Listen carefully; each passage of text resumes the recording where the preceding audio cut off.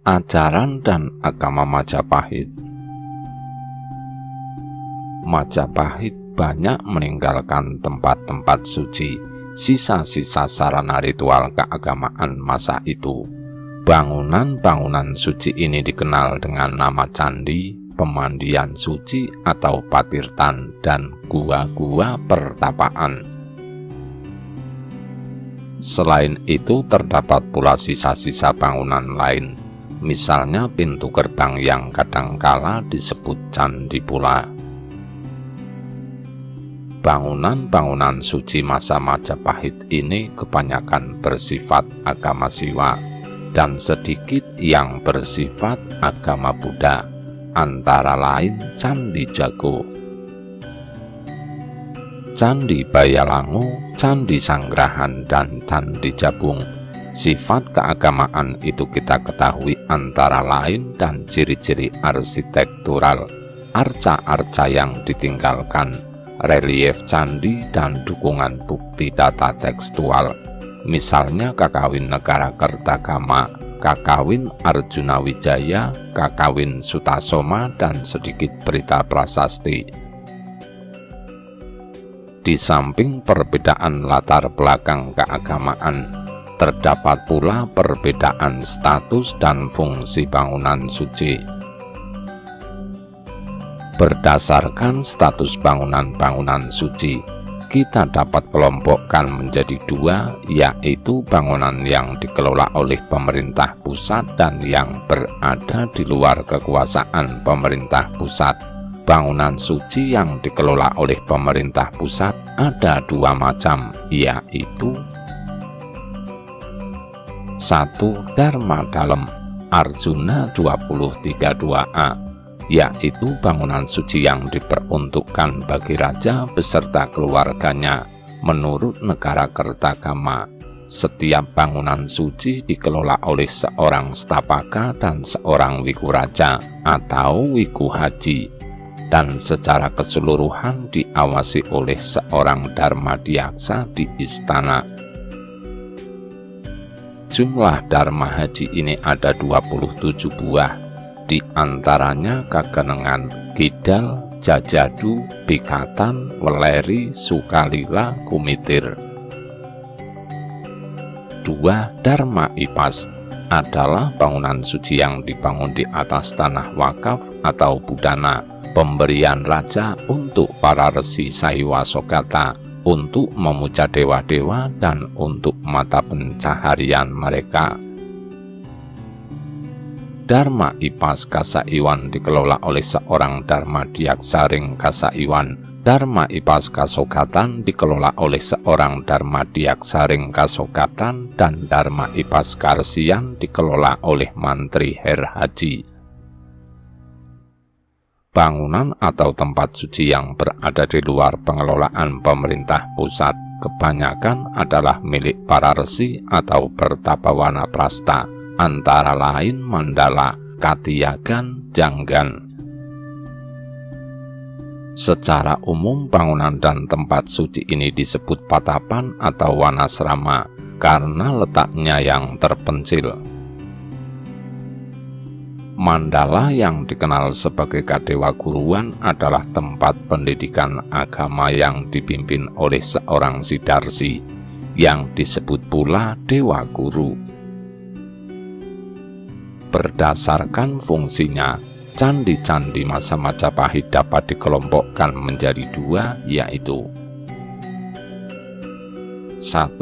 Candi-candi yang mempunyai dua fungsi, fungsi ganda, yaitu sebagai pendarmaan raja dan keluarganya, serta sekaligus sebagai kuil pemujaan dewa.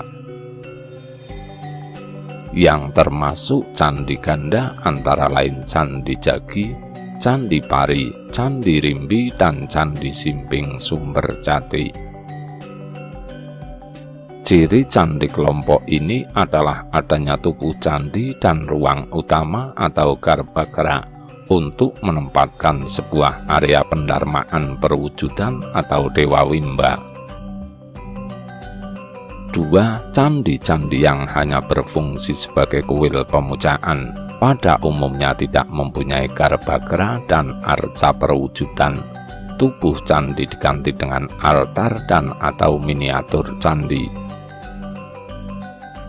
Candi-candi kuil ini kebanyakan dipakai oleh para resi dan terletak di lereng-lereng gunung. Misalnya di lereng Gunung Penanggungan, Lawu, Wilis, dan sebagainya. Pejabat keagamaan dan agamawan di Majapahit. Berdasarkan sumber tertulis, raja-raja Majapahit pada umumnya beragama Siwa dan aliran Siwa Sidanta, kecuali Ratu Tribuana Tunggadewi atau Ibunda Hayam Wuruk beragama Buddha Mahayana. Walaupun begitu, agama Siwa dan agama Buddha tetap menjadi agama resmi kerajaan hingga sekitar tahun 1447, karena pejabat kedua agama itu, terutama pejabat Buddha, disebut terakhir kali dalam prasasti Waringin Piti. Saat pemerintahan Raden Wijaya atau Kertarajasa, ada dua pejabat tinggi Siwa dan Buddha, yaitu Darmadiaksaring Kasaiwan dan Darmadiaksaring Kasogatan. Kemudian 5 pejabat Siwa di bawahnya, yang secara keseluruhan disebut Dharmapapati atau Darmadikarana. 5 pejabat Siwa ini pada pemerintahan Tribuana ditambah 2 orang dari agama Buddha, sehingga jumlahnya menjadi 7 orang, dan secara berkelompok disebut Sang Sabtopapati.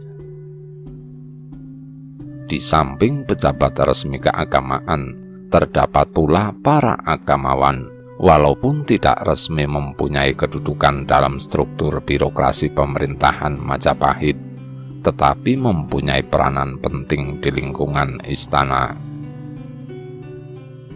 Dalam sumber tertulis mereka disebut berkelompok. Ada yang berkelompok 3 disebut Tripaksa, yaitu Resi, Saiwa, Sagata, dan kelompok 4 disebut Catur Dwija, yaitu Mahabrahmana atau Wipra, Saiwa, Sogata, Resi.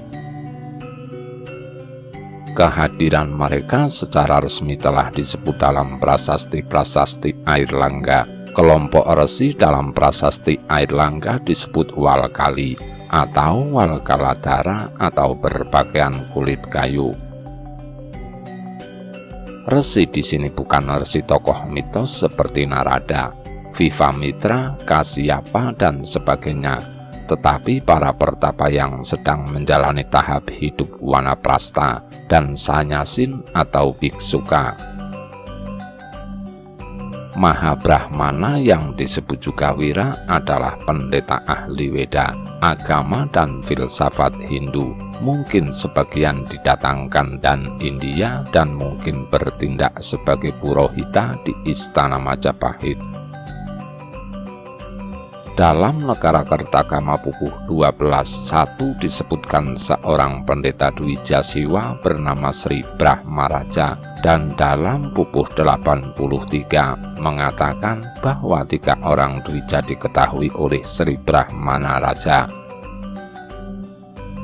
Seorang ahli dalam ajaran agama filsafat Nyaya, Samik Yatarka, Wyakarana, dan ajaran Weda.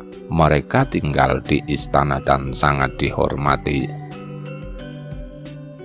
Menurut Bigaut, kemudian mereka datang dari India.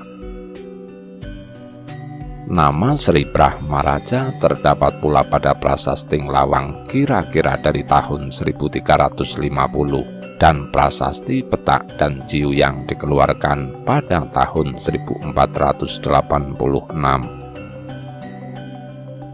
Dan beberapa sumber ini dianggap bahwa Sri Brahmaraja Ganggadara dalam kedua prasasti terakhir berbeda dengan Sri Brahmaraja yang datang ke Istana Majapahit masa Hayam Wuruk. Agama Siwa Buddha. Pembaharuan atau pertemuan agama Siwa dan agama Buddha pertama kali terjadi pada masa pemerintahan Raja Kertanegara, Raja Singasari terakhir. Apa maksudnya mempertemukan kedua agama tersebut belum jelas. Mungkin di samping sifat toleransinya yang sangat besar, juga terdapat alasan lain yang lebih bersifat politik, yaitu untuk memperkuat diri dalam menghadapi musuh dan Cina Kubilekan. Untuk mempertemukan kedua agama itu, Kartanegara yang bernama Buddha Mahayana Tantrayana membuat Candi Siwa Buddha, yaitu Candi Jawi di Brigen dan Candi Singasari dekat kota Malang. Dalam Negara Kertagama Pupuh 55 dikatakan, Entun yang Dawasaiwa Buddha Sang Amujanggonista Tata. Artinya itu sebabnya kedua pemeluk Siwa dan Buddha dahulu melakukan puja secara teratur. Puja teratur dilakukan oleh para penganut Siwa maupun Buddha di Candi Jawi tersebut. Candi Siwa Buddha seperti yang dibuat oleh Kartanegara memang tidak dijumpai pada zaman Majapahit. Tetapi uniknya, candi yang bersifat Buddha masa Majapahit tidak segan-segan menghias dindingnya dengan relief cerita yang bersifat Siwa dan begitu sebaliknya. Misalnya Candi Jago yang bersifat Buddha menghias dinding candinya dengan relief cerita Arjuna Wiwaha, Pratayacana dan Kalayawanawan-taka yang semua cerita Siwa. Sebaliknya, Candi Penataran yang bersifat agama memahat cerita Bubuksah Gagangaging yang bersifat Buddha di dinding salah satu bangunan candi tersebut. Pembauran agama Siwa Buddha ini sebenarnya hanyalah sebatas mempersamakan kenyataan tertinggi kedua agama beserta segala emanasinya, disertai pembauran beberapa konsep kedua agama tersebut, namun bukan pembauran seluruh sistem. Kedua agama tersebut masih tetap eksis dengan penganut masing-masing yang menjalankan tata upacara sesuai ajaran dan aturan agama mereka.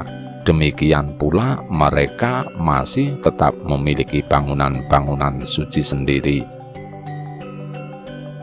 Pembauran agama Siwa Buddha pada zaman Majapahit antara lain terlihat pada cara mendarmakan raja dan keluarganya yang wafat pada dua candi yang berbeda sifat keagamaannya.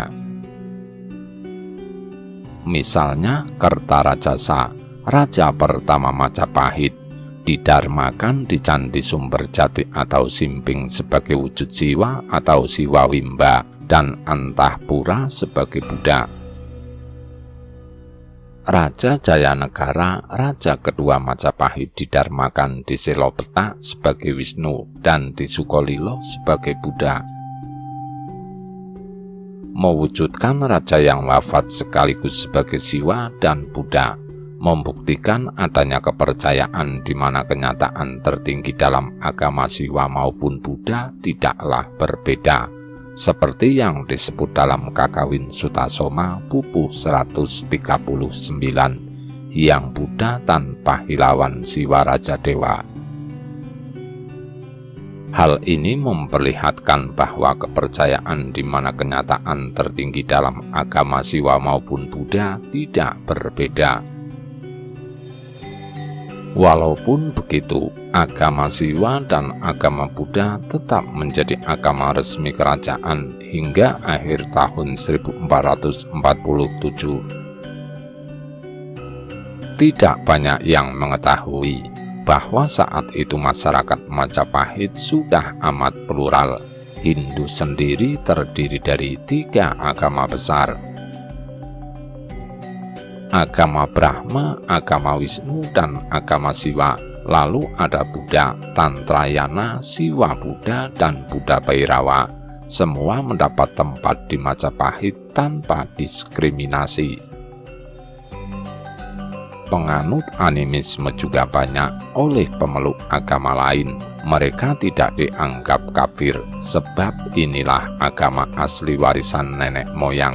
Kerajaan besar ini amat toleran dengan keberagaman karena belajar dari kekonyolan kerajaan terdahulu.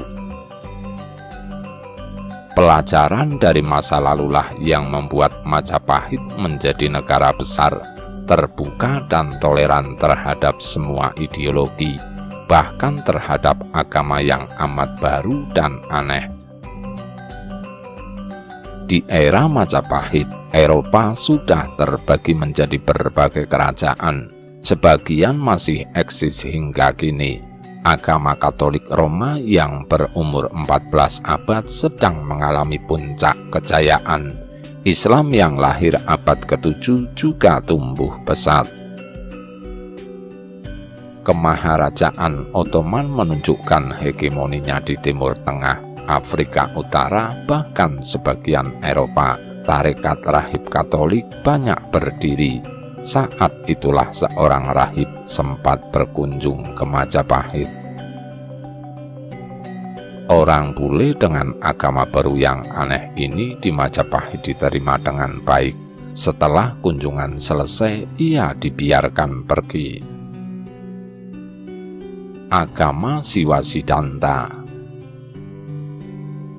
Agama Siwa yang berkembang dan dipeluk oleh Raja-Raja Majapahit adalah agama Siwa Siddhanta atau Siddhanta Tapaksa, yang mulai berkembang di Jawa Timur pada Majarasa Sendok abad 10. Sumber ajaran agama Siwa Siddhanta adalah Kitab Tutur atau Smerti, dan yang tertua adalah Tutur Bawanakosa yang disusun pada zaman Empu Sendok, dan yang termuda dan terpanjang adalah Tutur Janana Siddhanta yang disusun pada zaman Majapahit.